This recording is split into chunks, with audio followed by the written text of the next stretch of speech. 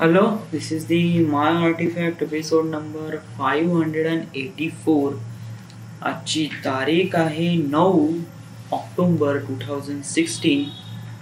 आता वाजले करीब रात्रीचे 10:30. ॲक्च्युली आजची तारीख 10 आहे, 10 ऑक्टोबर. मी काल 9 ऑक्टोबरला आर्टिफॅक्ट एपिसोड रेकॉर्ड नाही केला. आणि का नाही केला त्याचं रिझन सांगतो. काल मी कसं एकदम थकून होतो, त्यामुळे काल आर्टिफॅक्ट एपिसोड केला नाही.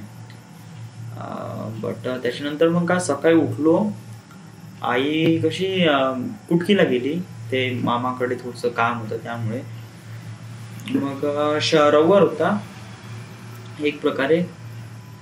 मी कसं डेस्परेट होऊन, माझा प्लॅन होता की मी ते सागर प्रजापती याच्यासोबत बोलतो म्हणलं, आणि कोणकोणते हे आहे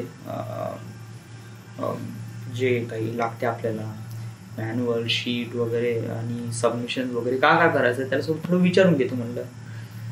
तर त्याला फोन लावला. तो ॲक्च्युली पुलगावला होता, तर आमची काही भेट वगैरे काही झाली नाही. मग काय करायचं, मग काही नाही, नाश्ता वगैरे केला आणि विशालकडे गेलो. थोडासा हँगआउट केला, त्यासोबत थोडं बोललो. मग त्याच्यासोबत कळलं की तो येऊन राहिला 12 तारखेला ॲक्च्युली 13 ते 18 तारखेला त्याचं नागपूरमध्ये हे आहे, सेमिनार आहे, आणि त्याला तो सेमिनार अटेंड करायचा आहे. आणि it's a quite really important to him. आणि त्यासाठी राहण्यासाठी स्टे नाही आहेत. मी म्हणलं येऊन जाईल म्हणलं, इथे क्वार्टरवर आहे, आपलं क्वार्टर तर आहेच, काही बिग डील वगैरे नाही आहे. बट प्रॉब्लेम हा आहे का दुपारी 12 ते करीब 3:30 वाजेपर्यंत नाही यायचं. कारण तो कसा एक प्रकारे मामाजी वगैरे असते ना, थोडंसं कसं मला पण ऑकवर्ड फील होईल आणि त्याला पण ऑकवर्ड फील म्हणजे मी असं सांगूनही दिलं, आणि मामाजी अलाव करीन एवढं काय हे नाही. म्हणजे मला डेफिनेटली माहित आहे का मामाजी त्याला असं काही बिलकुल वगैरे काही म्हणणार नाही. बट एक प्रकारे कसं ऑकवर्ड फिलिंग येते, कारण कसं एक मोठा व्यक्ती नाही का, आपल्याला ऑकवर्ड केव्हा नाही येत जेव्हा नाही का एक मोठा व्यक्ती आपल्यासोबत थोडं चांगल्याने बोलतो. चांगल्याने म्हणजे हा बाबू कसा आहे काय, एक मोठा व्यक्ती आपल्यासोबत लहान व्यक्तीसोबत थोडं चांगल्याने बोलते का बाबू आता का कुठं आला वगैरे वगैरे स्टफ लाईक दॅट.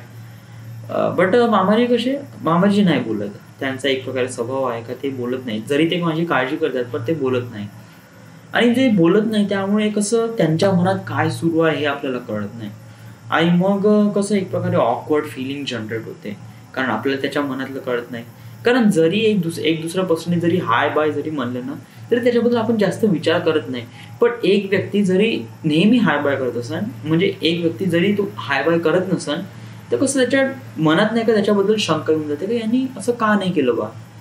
तशाच प्रमाणे ते मामाजीबद्दल आणि माझं रिलेशन होते. आम्ही कसं बोलत तर नाही, बट एक प्रकार कसं हे येते का, असंच मी स्वतः फील करतो का जेव्हा मी इथे येतो दुपारी 12 वाजता डब्बा खातो, तेव्हा feels really awkward to me. तर त्यामुळे मग मी असं म्हणलं विशालला की बेटा की तू कसं तुझा आता सेमिनार तर 1 वाजेपर्यंत असते, बट तू 3:30 किंवा 4 वाजेपर्यंत इथे भटकायचंच नाही.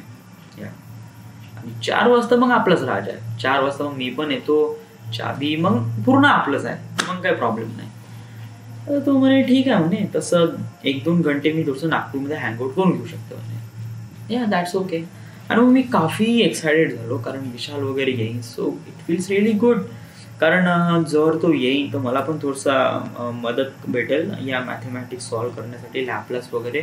तर जेव्हा तो येईल त्याच्यापासून मी थोडंसं लॅपलास वगैरे समजून घेईन आणि वगैरे वगैरे stuff like that. So I am being really excited when he come. आणि आम्ही थोडीशी पार्टी पण करू म्हणा, अल्कोहोलची वगैरे एक छोटीशी, पाहू पुढे वगैरे जसं जमत तसं. जेवणाचा काही प्रॉब्लेम नाही, जेवणाचा वगैरे त्याचा जेवणाचा म्हणजे सकाळचं जेवण तो पाहतो म्हणे नागपूरमध्येच. संध्याकाळचं जेवण म्हणजे राजभाऊ तर राहतेच. आता त्यांना असं नाही म्हणू शकत का भाऊ तुम्ही 2 डबे आणा म्हणजे तर 100 रुपये म्हणजे माझ्यावरच येणार आहे ॲक्च्युली.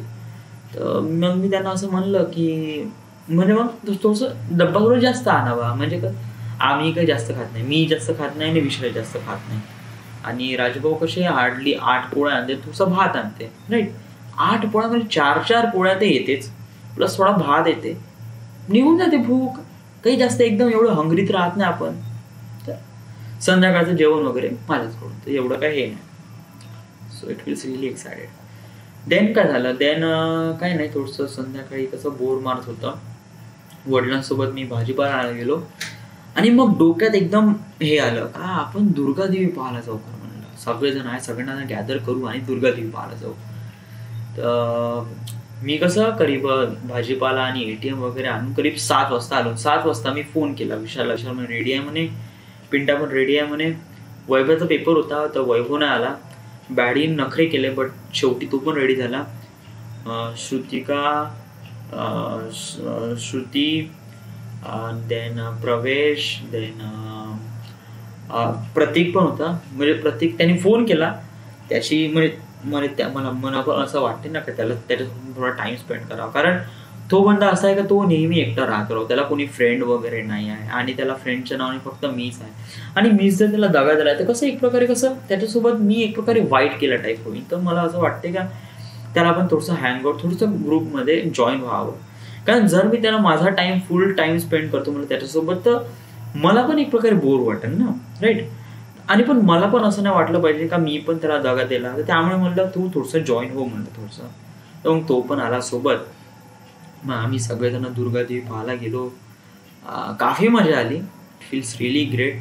मला काफी दिवसानंतर थोड्याशा हँगआउटचा थोडा टाईमची गरज होतीच म्हणा.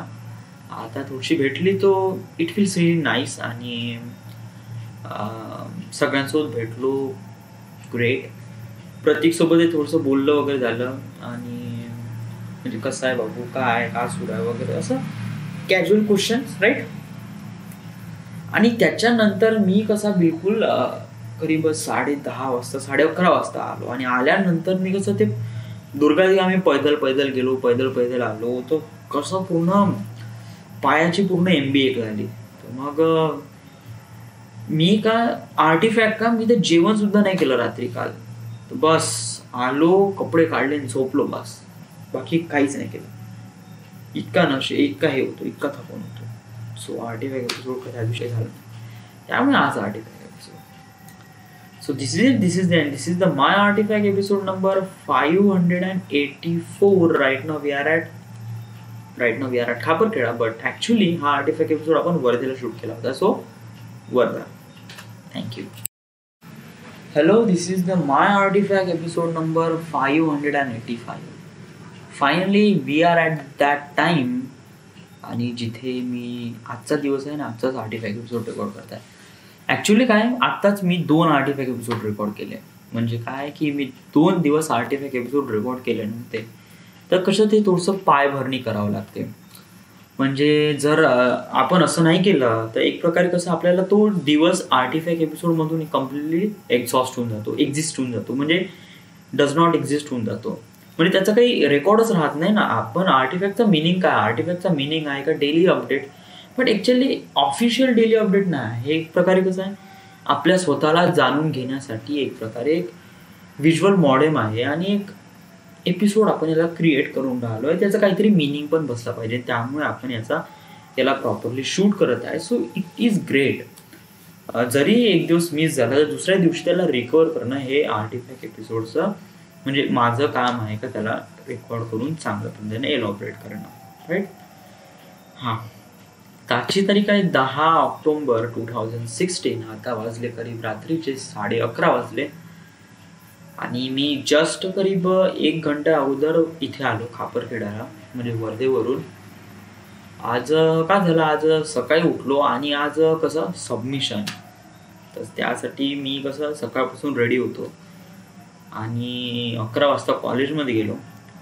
कॉलेजमध्ये गेल्यावर मला खूप काही माहीत पडलं. ॲक्च्युली कॉलेजमध्ये गेलो, मला करीब 10 शीटा काढायच्या आहेत. 10 शीटा म्हणजे A4 साईजच्या 10 शीट काढायच्या आहेत.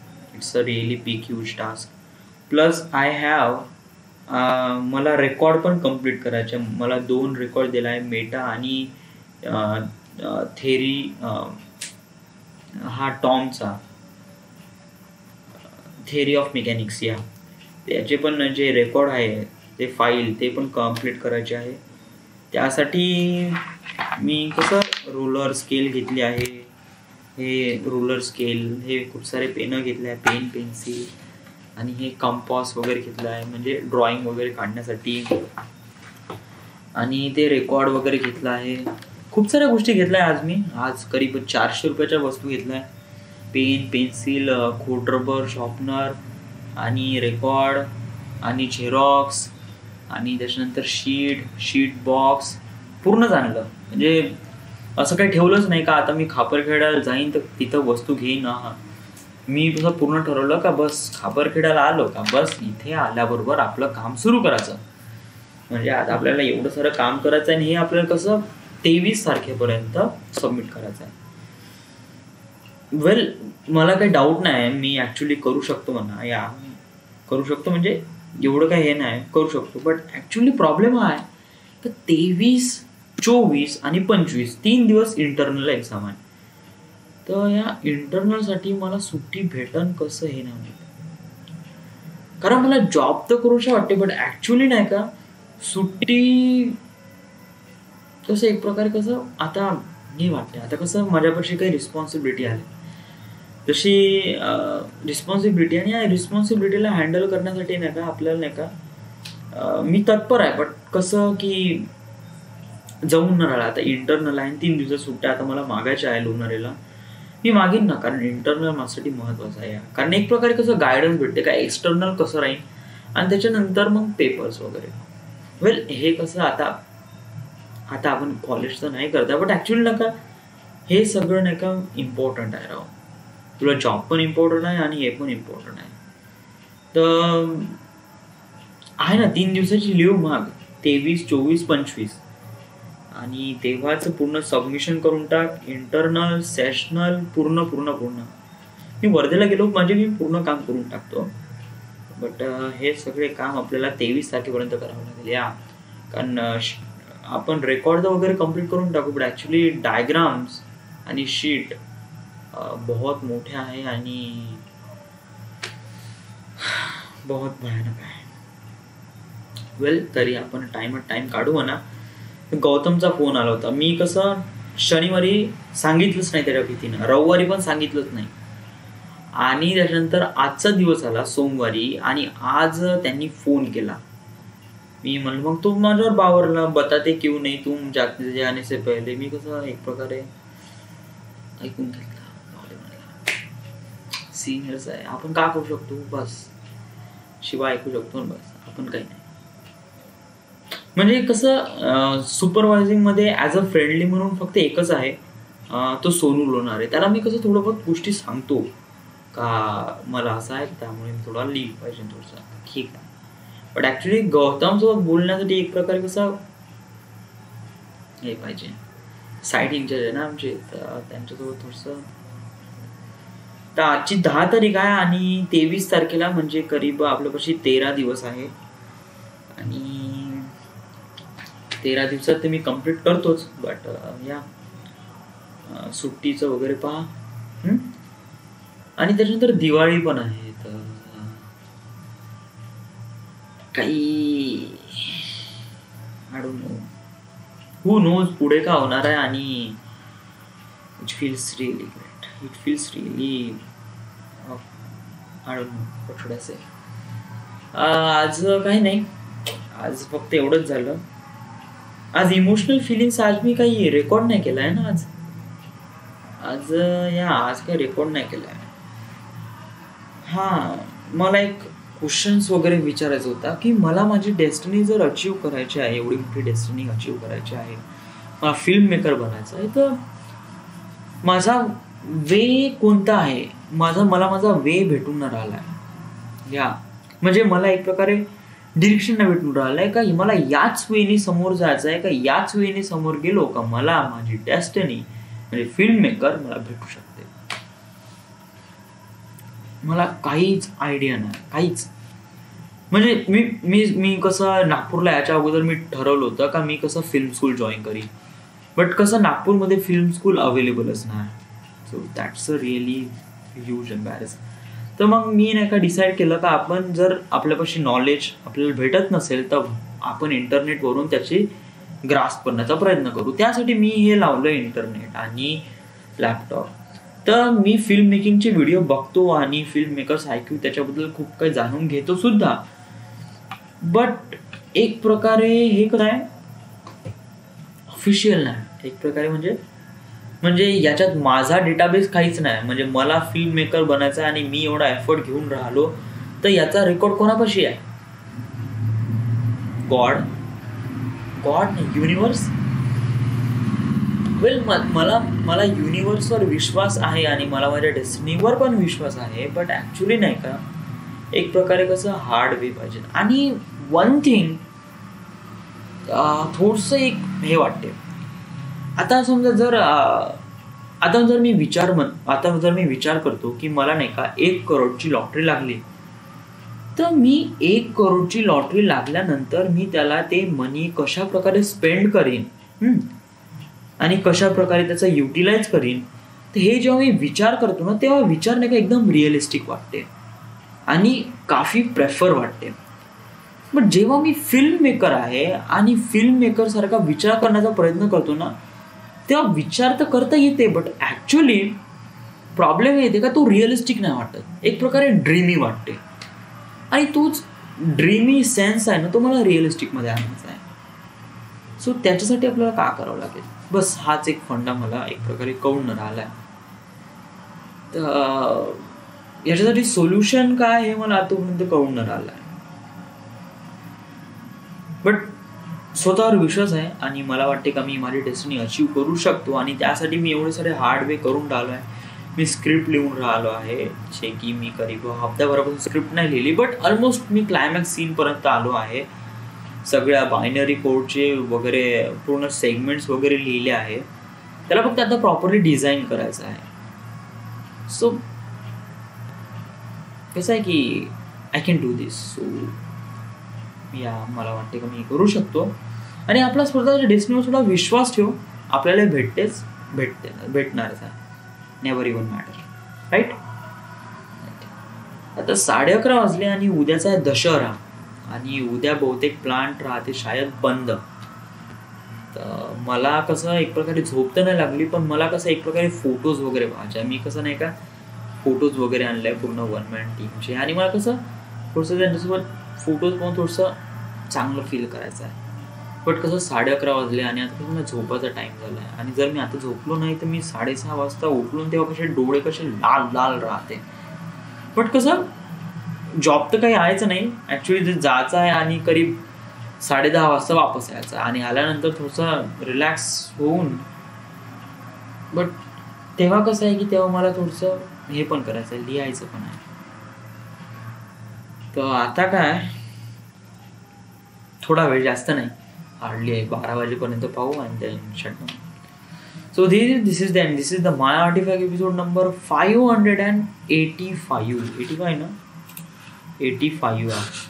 Right now we are at Khaparkheda, Maharashtra. Thank you.